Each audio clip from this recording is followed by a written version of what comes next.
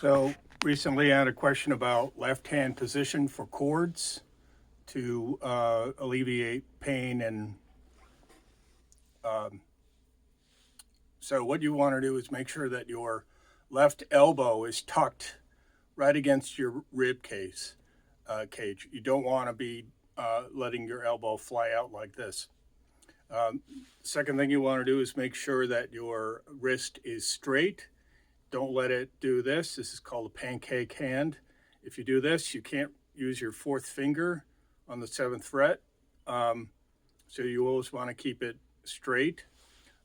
Then you want to keep your thumb on the opposite side of the fretboard, not underneath, and opposite the second fret. You want to be as close to opposite your index finger as possible, because this is a very natural position for humans, because we use this all the time for picking up things. So it's natural that it works really well for holding the mandolin. And finally, you want to line up all your fingers over the fretboard, even if you're not using them.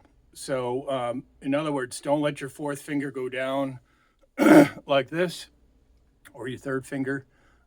You always want to keep your fingers lined up over the fretboard. That way, when you're ready to use them, all you do is just put them straight down.